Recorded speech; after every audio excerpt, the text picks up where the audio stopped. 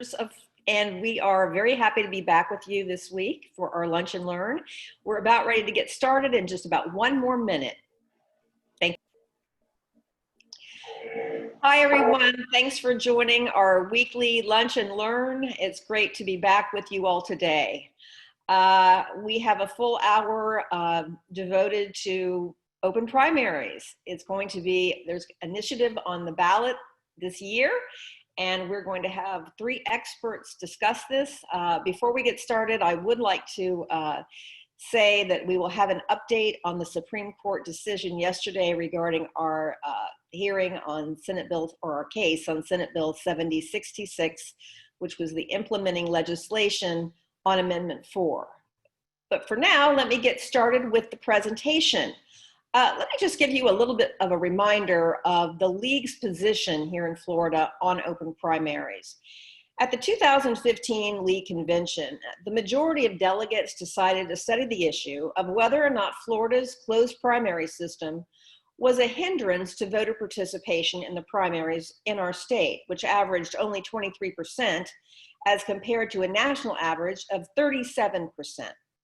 Voter registration polls indicated that over 3.4 million no-party affiliation voters and minor party voters were being excluded from voting in primaries. The vast majority of the NPA voters were millennials. Open primaries also provide access to the broadest slate of candidates, which would increase voter participation. The following position was provided by the 2017 League Convention. Quote, recommend statewide use of an open primary system that would allow for the broadest possible voter participation, including no party affiliation and minor party affiliated voters. So we'd like to welcome today three representatives of Florida Open Primaries. It's a grassroots movement of diverse Florida voters working to pass Amendment 3 to let all voters vote. And I'd like to introduce our speakers. First, we will hear from former Congressman Jason Altmire. He served for Pennsylvania, and he has also written a book about open primaries called Dead Center. Next, we will hear from the Senior Vice President of Open Primaries nationally, Jeremy Altmire. And then we'll hear from the co-chair of Florida Open Primaries, Steve Hough. So first, let me welcome Congressman Altmire. Thank you for joining us. Thank you, and thanks everybody for being here.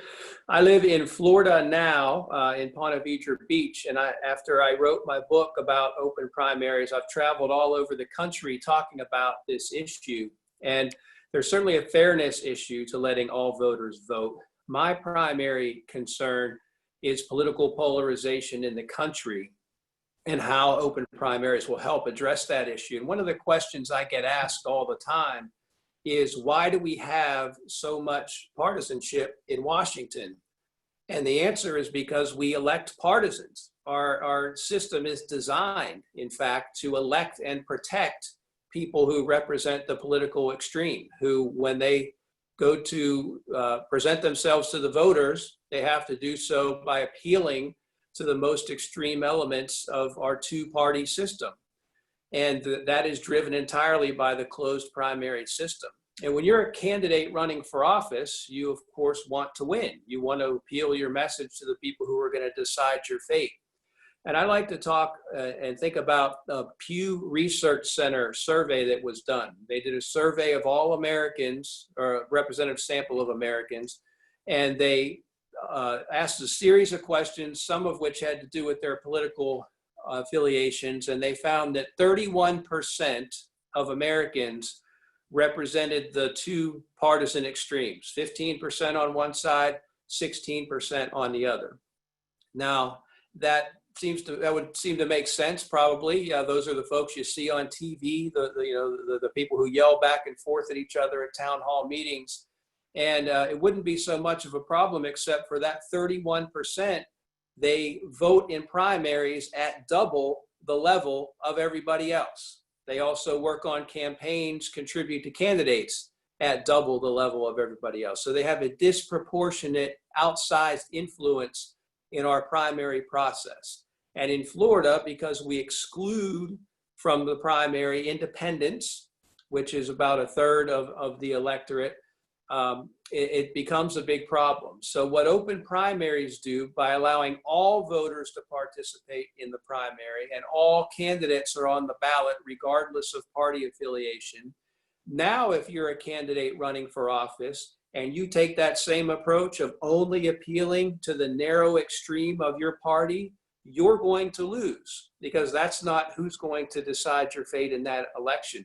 If you want to win in a open primary system, you have to appeal across the spectrum, certainly to people in the center, but also to people on the other side of the ballot, because you're going to need those votes when we go to the top two open primary. So Jeremy and Steve are going to talk about how this works at the national level in other states that have tried it. Jeremy will talk about that. Steve's going to tell you about what we're doing here in Florida with regard to the referendum. But again, I think most Americans would agree that our political polarization is at an epidemic level, almost an unprecedented level in the history of the country. And this is one way to go about solving that. So it certainly addresses the fairness issue. It also takes a step towards solving the polarization issue. And I will be here to answer questions when Jeremy and Steve are done. I really appreciate the opportunity to be with you today. Thanks, Jason. I'm going to give a PowerPoint overview, as Jason mentioned, about the national scene. And I hope everybody can see my screen. Can I get someone give me a thumbs up? Everybody see it? Great. Okay. So what's driving the open primaries issue around the country? As Jason said, partly it has to do with the extreme partisanship that we've been suffering under for a number of years now, and the need for reform. At the grassroots level, it's being driven by one thing and one thing alone: the absolute rise of independent voters in this country. If you remember, primaries were a reform, right? During the progressive era, primaries were created to address what was considered to be a real problem with party insiders in the proverbial smoke-filled back rooms picking candidates, and the voters having no choice in choosing their candidates. And for many, many years, primaries were a very important reform because most Americans were a member of one of the major two parties. But we're in the middle of an absolute sea change in voter affiliation in this country. 42% of voters are now independent in this country. We're talking about registered independents, not self-professed independents. And that means that in almost every state, independent voters have become the second largest group of voters. In some states, they've already, like Alaska, they've already become the largest group of registered voters. And we know that by the rate of growth within a few years, that is going to only increase. And as was mentioned earlier, that's largely but not exclusively being driven by millennials, which have now passed baby boomers as the largest group of voters in the country. And they are overwhelmingly independent voters. It used to be you joined your parents' party. Voters don't do that anymore. And you can see that right here in Florida, where there are now 3.6 million registered NPA voters. That's 27% of all registered voters. And you can see how rapidly that growth has been occurring. In 1980, there were only a few 100,000 NPA voters. Today, there are 3.6 million, and you can see that growth is exponential, and there's no reason to believe it isn't going to continue on that scale. Why that matters is because most general elections are completely uncompetitive in this country. We've seen a 20-year decline in general election competitiveness, and that means that most elections are really decided in the primary. That's where the real decision-making happens, and that's because if you look at Florida general elections, 47% of state legislative races were uncontested. That means when voters go into the ballot box on election day, almost 1 out of 2 did not even have a choice. There was only one candidate on the ballot. Only 16% of all races in the state of Florida are considered competitive. So we have seen a dramatic decline in meaningful decisions in the general election. The primaries are the elections that matter. Now, there's a number of different types of open primaries. I'm going to cover three the three main forms.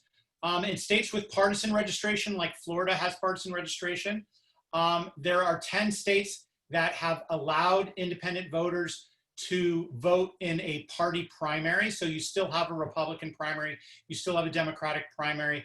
Unaffiliated voters and unaffiliated voters alone can pick a primary ballot. 10 states have that form of open primary.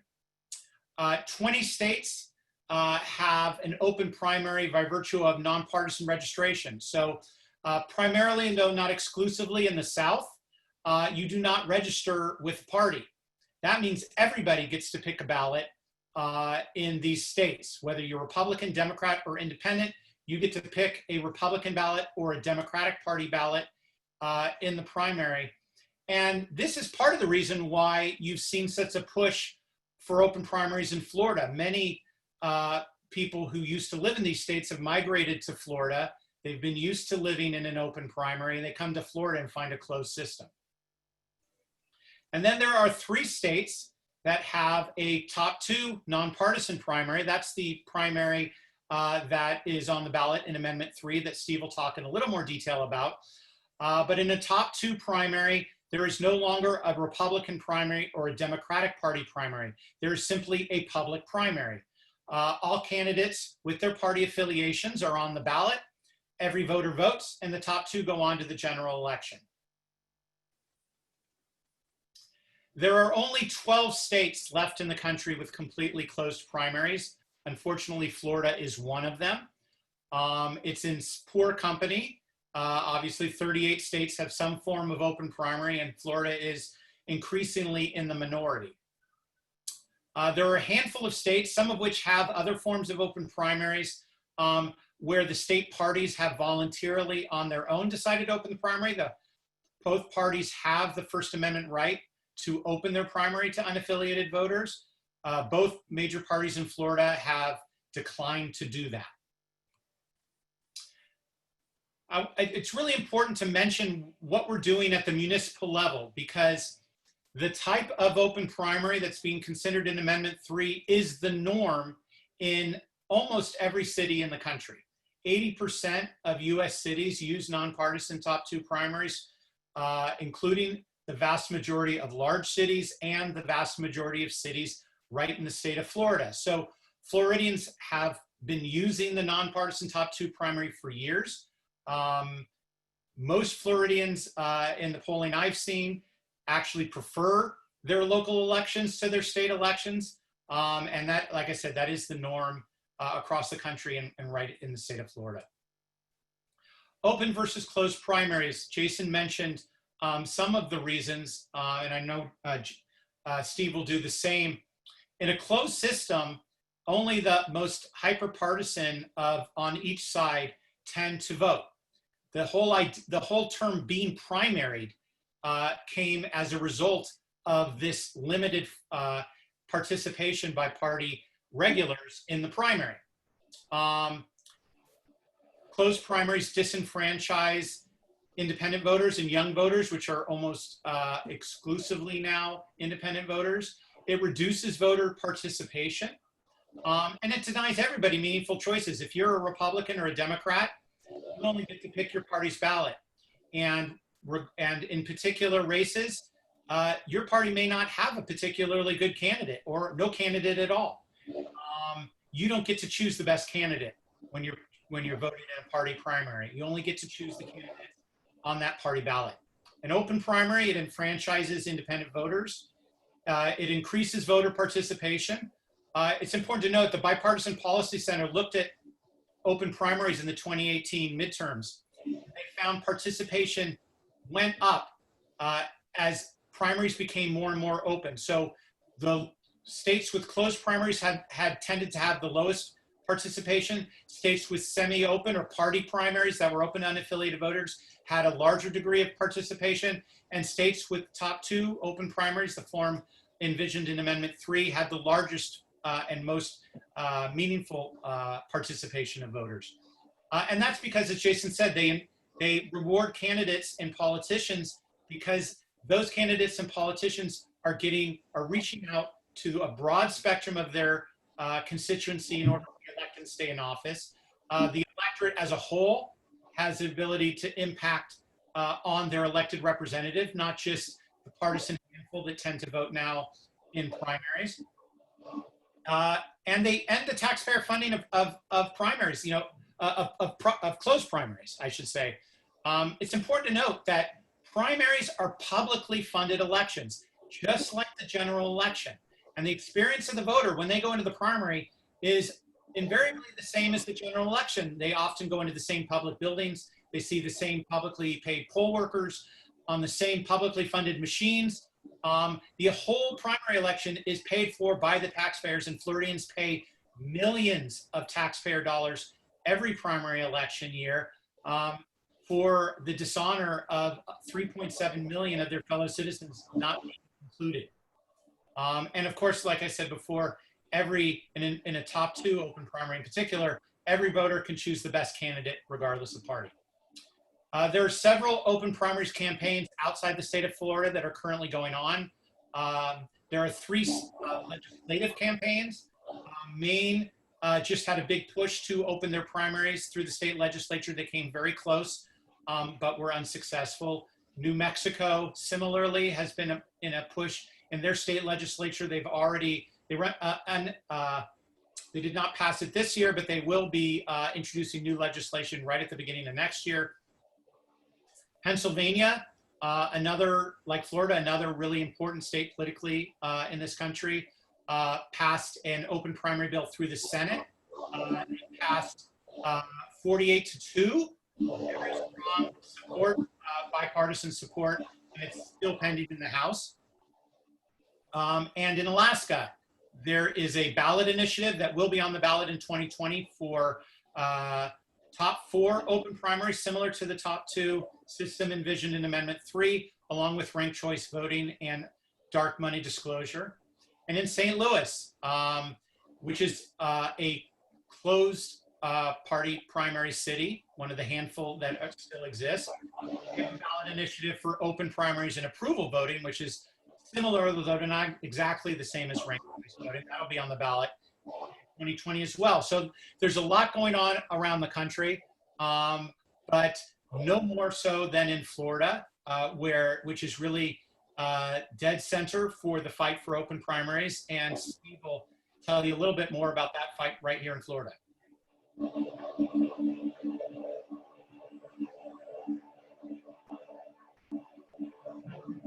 Steve, go ahead.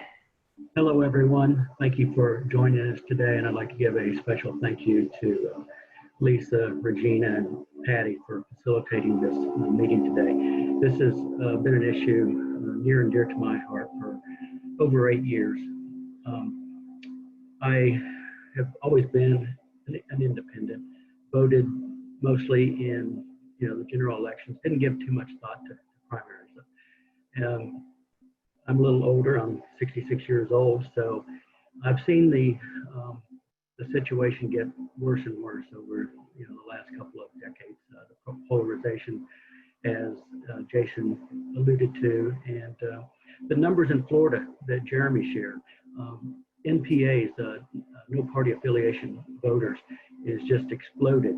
And when we have low turnout, closed primary elections where, as Jeremy also pointed out, 90–95% of the races are decided, it just doesn't work.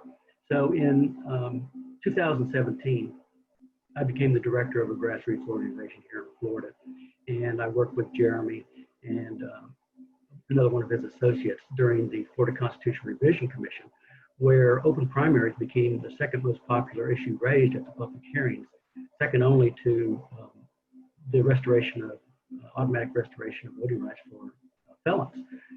So during that process, Commissioner Plymell sponsored a proposal to close the write-in loophole.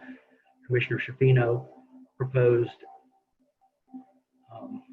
an amendment for a top 2 open primary, which we support today. Jeremy, I apologize. I don't mean to interrupt, but we're getting messages that people are having trouble hearing you, and we're wondering if it could be your fan just above you making the noise. Oh, let me turn that off for a moment. Okay, thank you.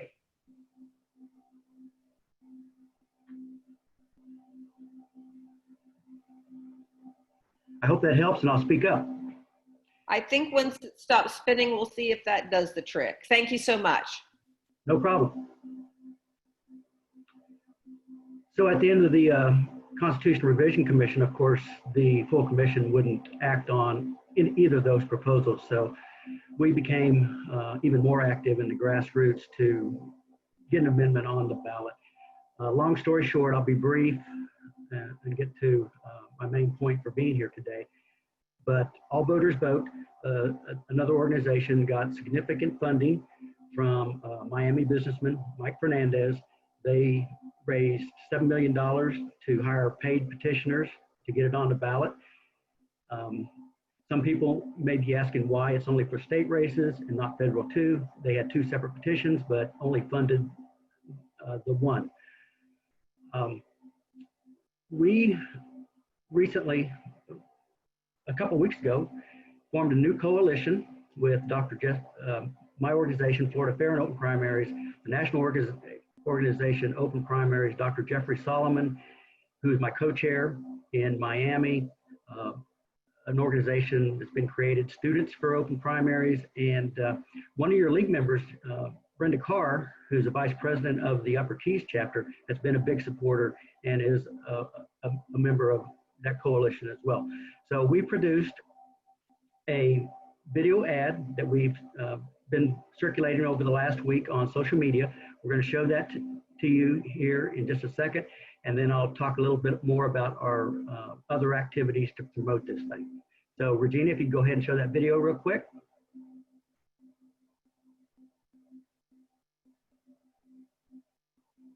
I'm an independent voter. Soy independiente. I'm a Democrat. I'm a Republican. We don't see eye to eye on everything. But here's something that just makes sense. When we have elections, every registered voter should have the right to vote. There are 3.5 million voters in Florida like me who don't belong to a political party, and we can't vote in the primaries. 90% of races are decided in the primaries, and my tax dollars pay for them, but independents can't vote. That's just not fair. Plus, the current system is not just bad for her, but it limits choices for Democrats like me. And Republicans like me. I want to vote for the best candidate in the primaries, even if they're not from my party. That's why we're voting yes on Amendment 3 this November. Amendment 3 lets all voters vote in an open primary. It's simple, it's fair, and should be the law. So when it comes to improving Florida, the time has come to let all voters vote. Vote yes on Amendment 3. Let all voters vote. Vote yes on Amendment 3. Let all voters vote. Vote yes on Amendment 3. Dejar que todos los votantes voten.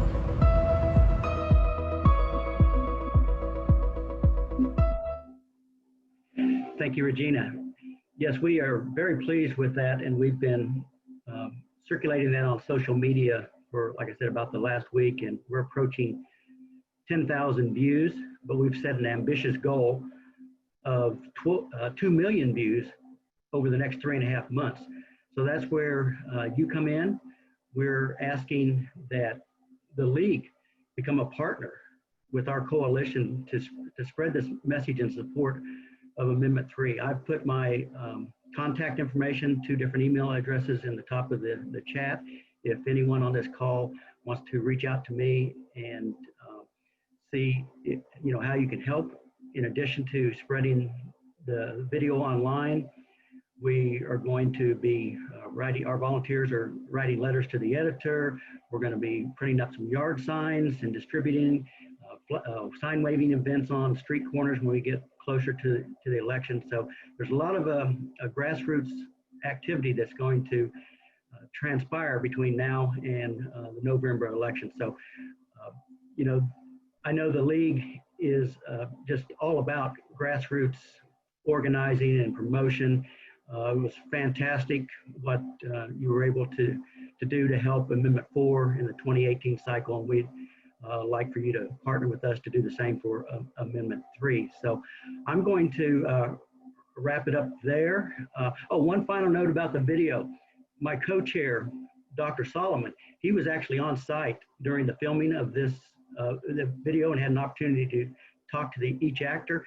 And it turns out that each actor portrayed as a Democrat, Republican, and NPA are actually registered that way, and they all said that sure they would support this. So we have a big task ahead of us because a lot of people don't know about Amendment 3, don't know what it's about, and it's a new concept to many people. So we hope that we can get you to engage with us to help educate the public on this important amendment.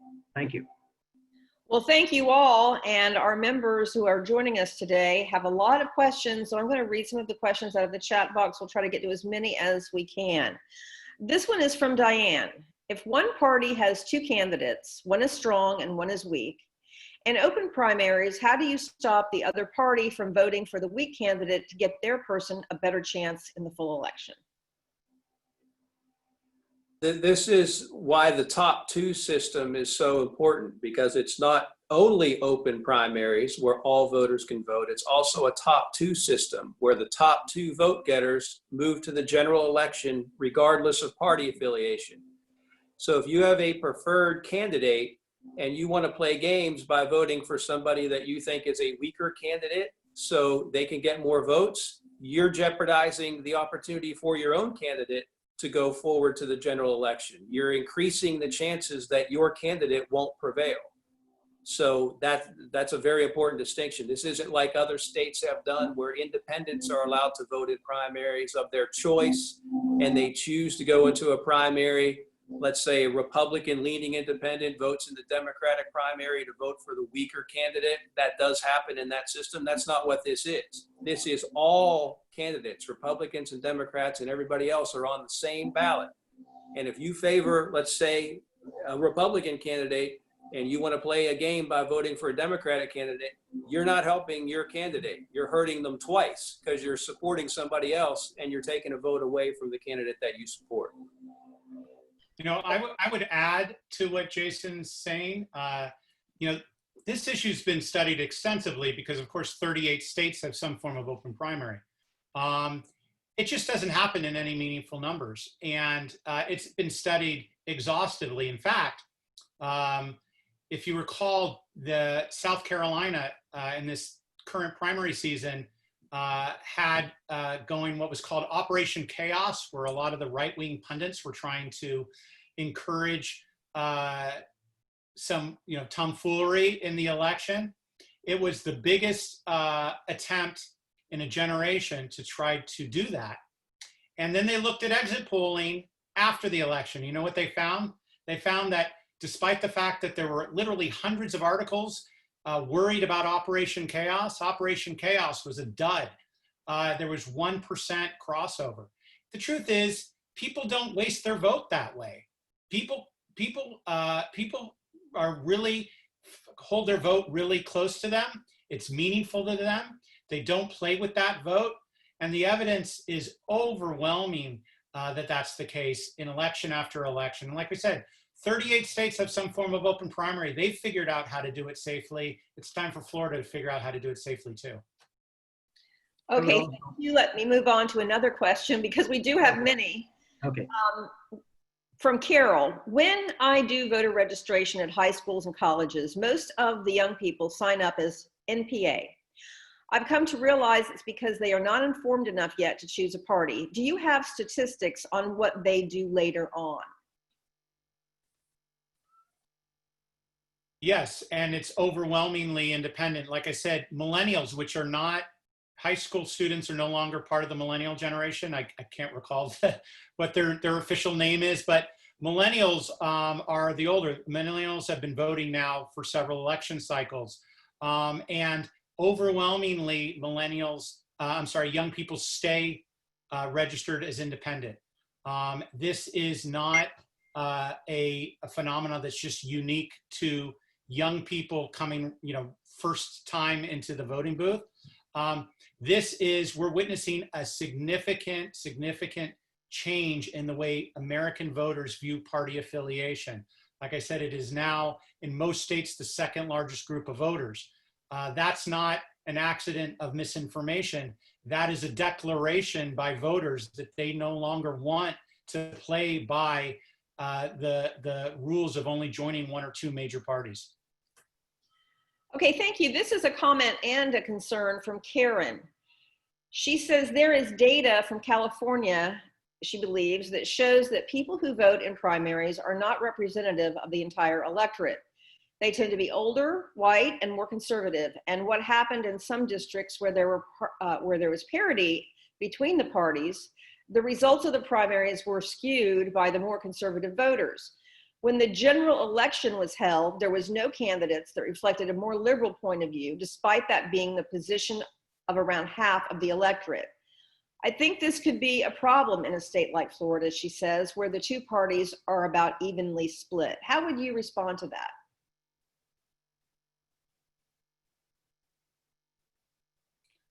To our speakers. Do any of you respond again? Somebody, Jason, you want to say?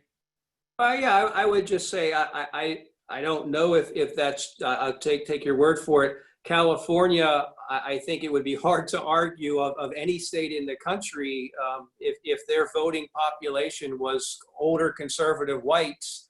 That's not what they're electing in California. They have a very different outcome of their elections. The top two system has shown there the outcome has been, according to the University of Southern California research, that the people in Sacramento and their congressional delegation in Washington, they work together more than they did before. They collaborate more, they compromise more, and they do, in the State House in Sacramento, they do more bipartisan work than they did before. The outcome has been they're electing people that are more willing to compromise, and I think that's a good thing. Yeah, I would just add that I'm not familiar with that research. That is not my understanding of the research I'm familiar with. I would say, like Jason said, that you just take a look at California before they passed top two. Their economy was tanking. They couldn't pass a balanced budget. They couldn't pass a single piece of legislation. They were deadlocked. They were one of the most unproductive legislatures in the country with extremely low support among the electorate. Today, California, as a result of a change, has completely regained its leadership. It has one of the most productive legislatures in the country. Their legislature, by the way, top two, and this is perhaps more important than anything, every year they poll the voters of California on the top two system. They have 60% or more support for the top two system every year since it's been in effect. I think that pretty much says it all. But to what Jason also said, the number of elected representatives who are younger, who are people of color, have all gone up under top two. So my experience with the research is not the same as was just offered. Okay, thank you. Let me get to the next question, please. Do you think, this is from Susan, do you think that the open primaries will lead to more people participating in the first open primary election? Would you compare open primary to ranked choice voting? It will definitely lead to more participation because people who are currently excluded from participating will be able to vote, namely about a third of the electorate who are independents. So in that regard, certainly the people who are participating in the primary will go up. And we have a question, we have a couple of questions. Could you talk about ranked choice voting? You want me to do that one too, Jeremy? Sure, go ahead. So ranked choice voting is a similar endeavor in this way, that all voters participate and all candidates are on the same ballot. That's the same. The way the votes are tabulated is different. In ranked choice system, let's say there are 5 candidates.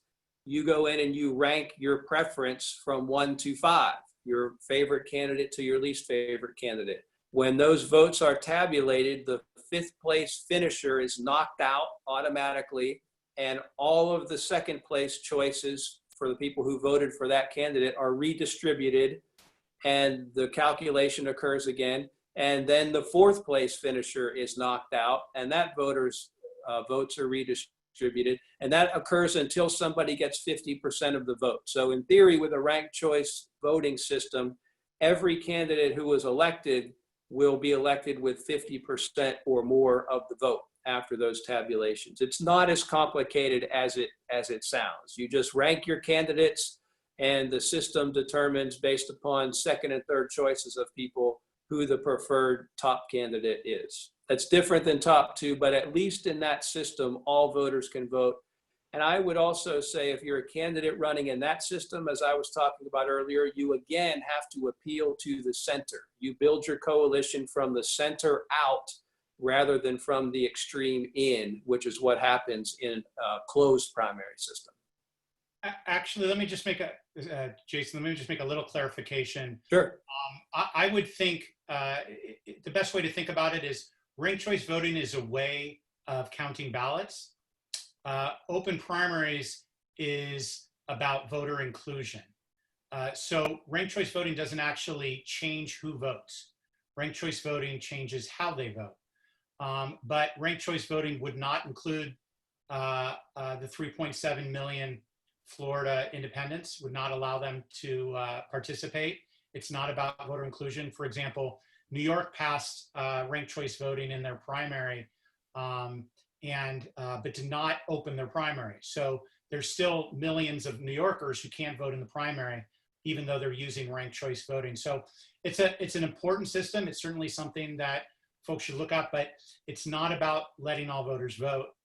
Only open primaries allow all voters to vote. Thank you. From Diane, you have any data demonstrating that open primaries give independent or third-party candidates a better chance at election?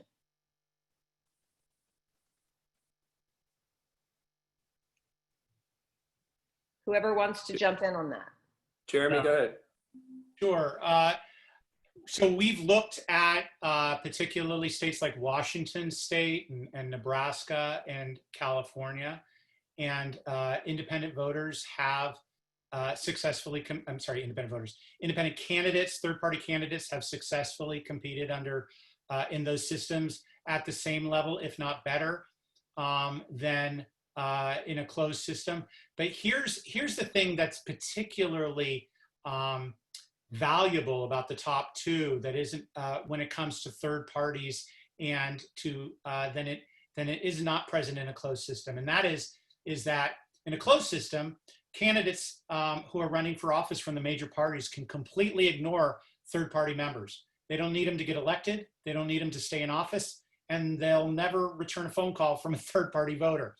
That's very, very different in a top two system, because in a top two system, you need your entire constituency to get elected and stay in office. What that means for third parties in particular is that those parties all of a sudden become actually far more powerful than they ever did.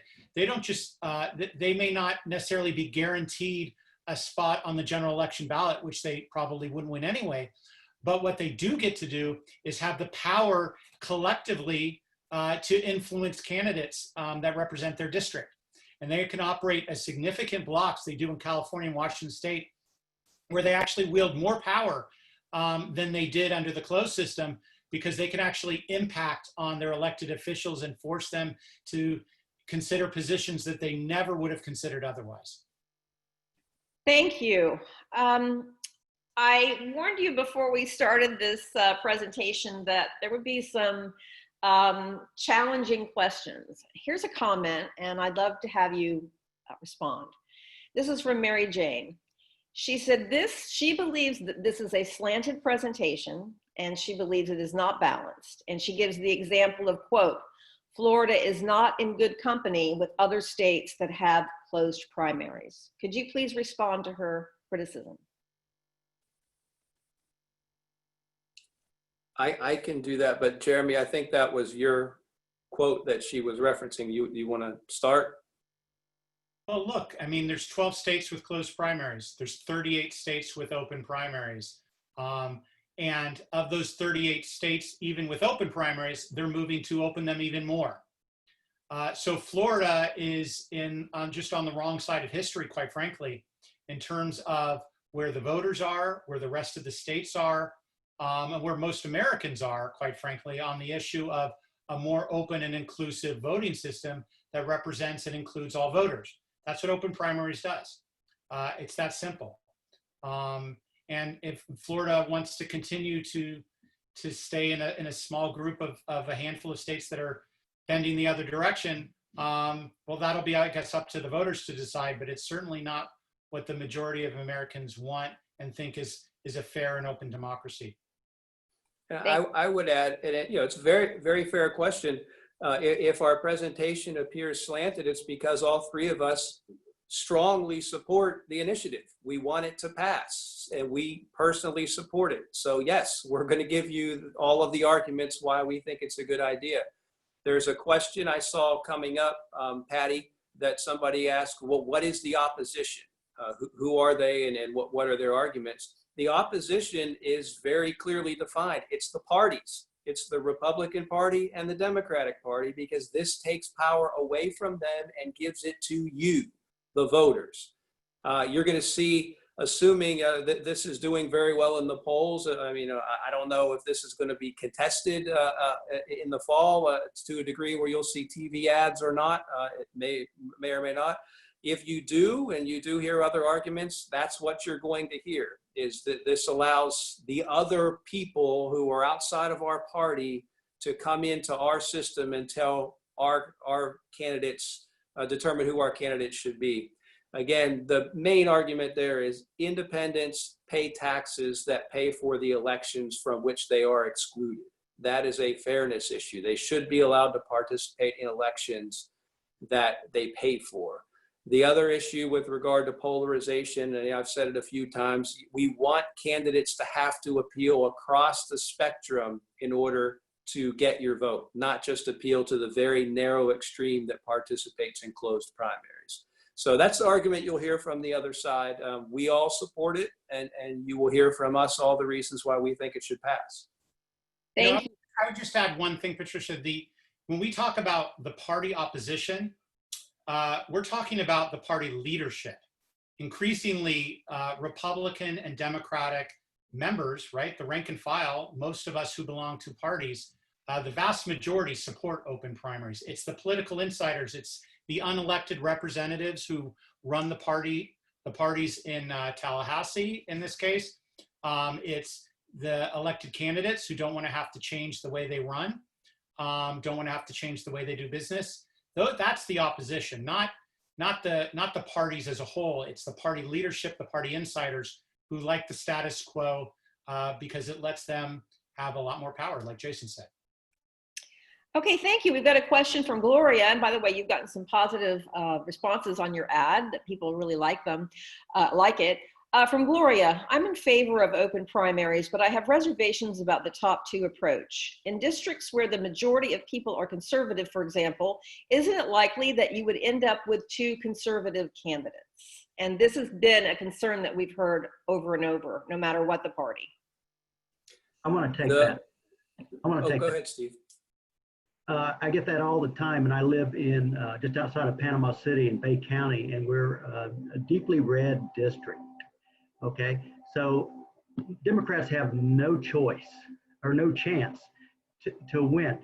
So my feeling on this, and I believe it is right on, is that under a closed, low turnout primary, we're going to get candidates that are more than likely not acceptable to the broader constituency.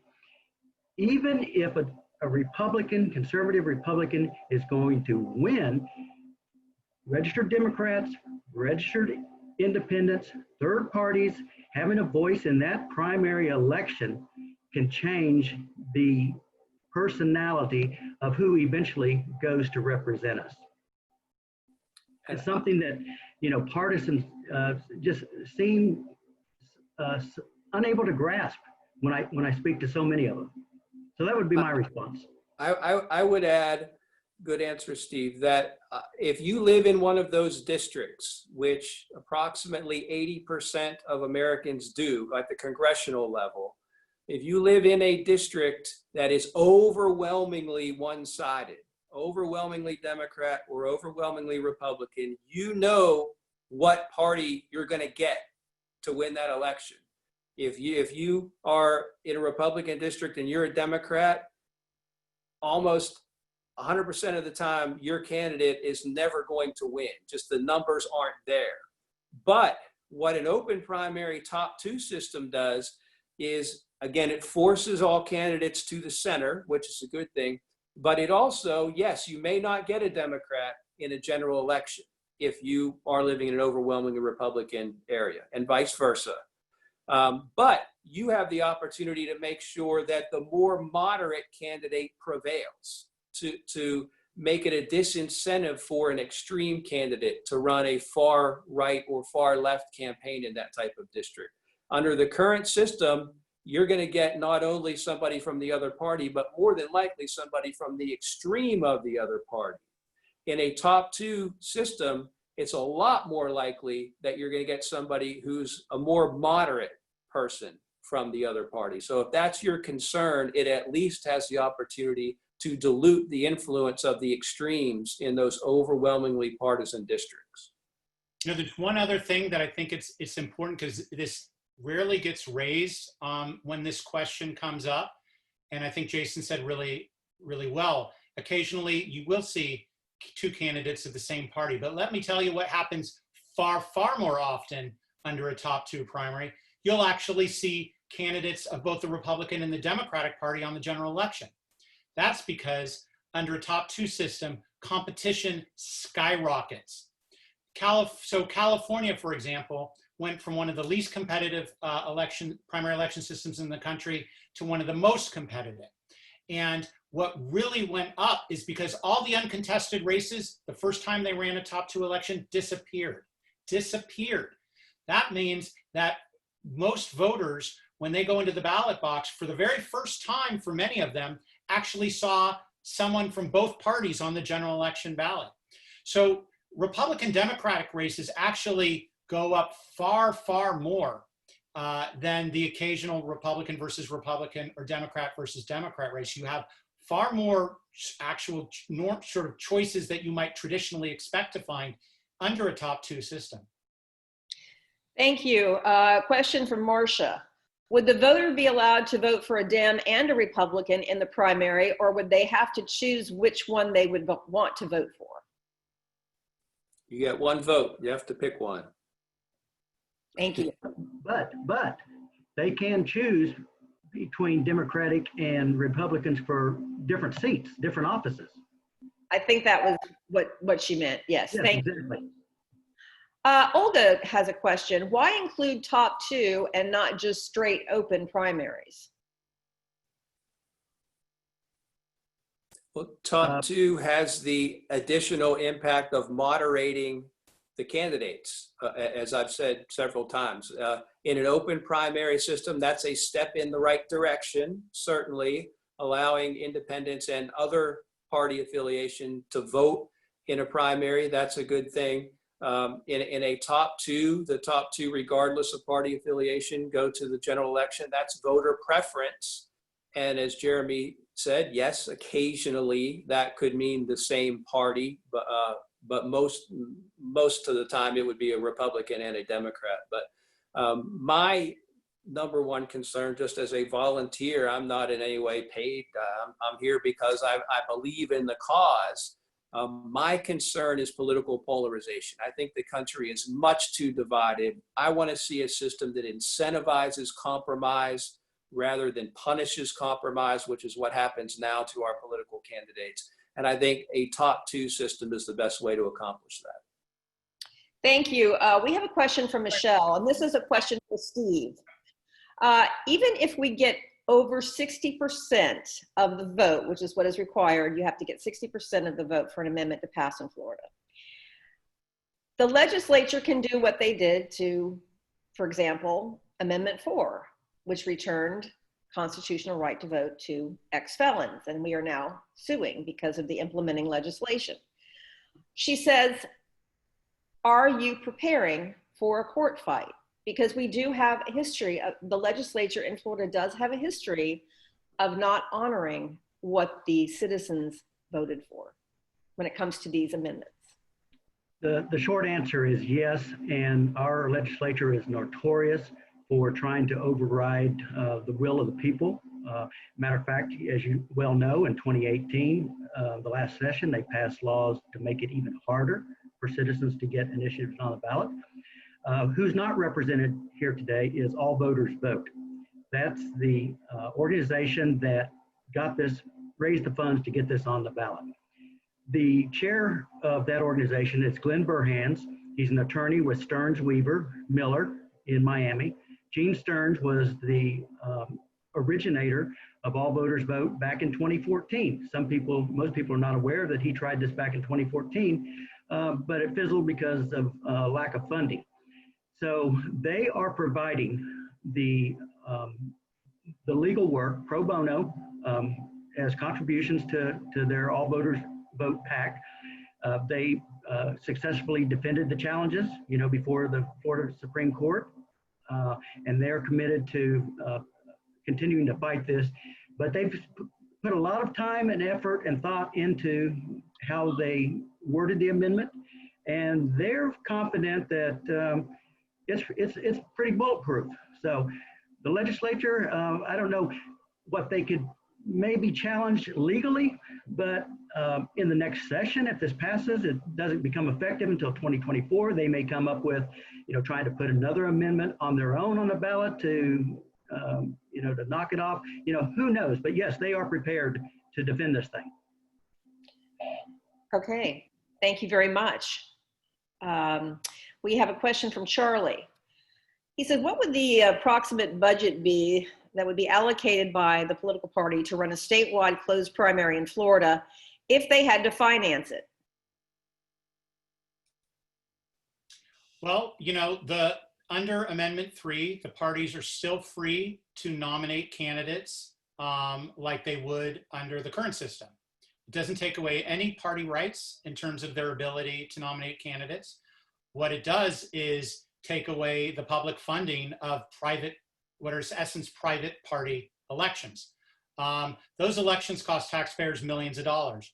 If the Republican Party or Democratic Party of Florida want to spend millions of dollars to run private elections outside of the top two system envisioned by Amendment 3, they would be allowed to do it.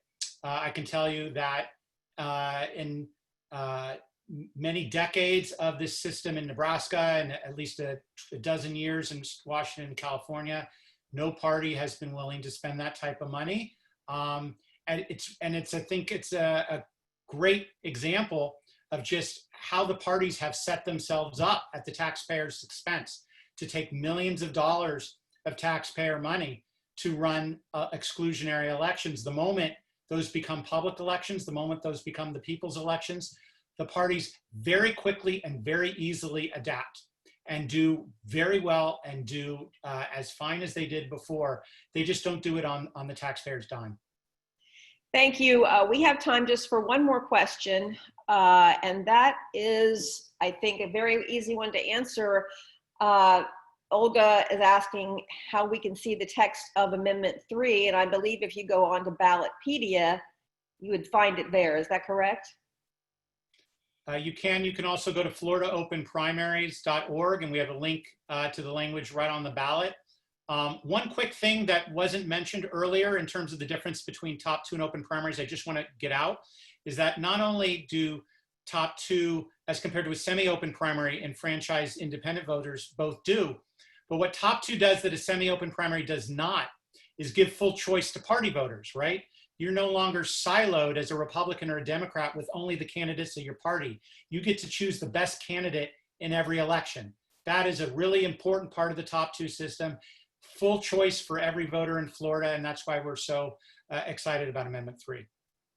Well, thank you all very much for joining us. Steve Hough, the co-chair of Florida Open Primaries, Jeffrey Altmire, and I hope I heard Jeremy Altmire, the Senior Vice President of the National Organization for Open Primaries, And the Honorable Jason Altmire, former U.S. Congressman, and he has a book about open primaries called Dead Center. I apologize if I mispronounced any of your last names, but thank you for joining us today, and we look forward to learning more about open primaries. Our members are very interested in this issue, and they're going to be wanting to read up further on this. So thank you all for joining us. Thank you. I'm going to conclude now with just an update on our Supreme Court, what happened in the U.S. Supreme Court yesterday regarding our lawsuit on Senate Bill 7066. And that was, as I've mentioned, the legislation that interpreted differently what the ballot language meant regarding Amendment 4 that restored the voting rights to 1.4 million ex-felons in our state.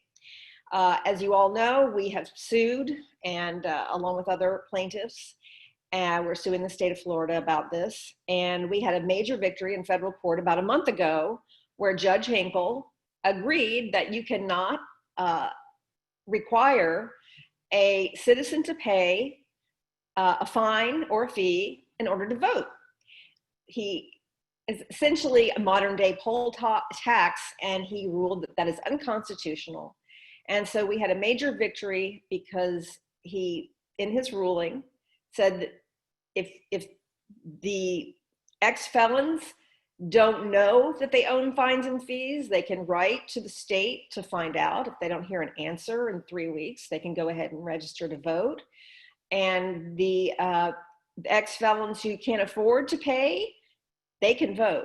Well, this went up to the U.S. Supreme Court, the state, it was sent over to it was appealed at the 11th Circuit.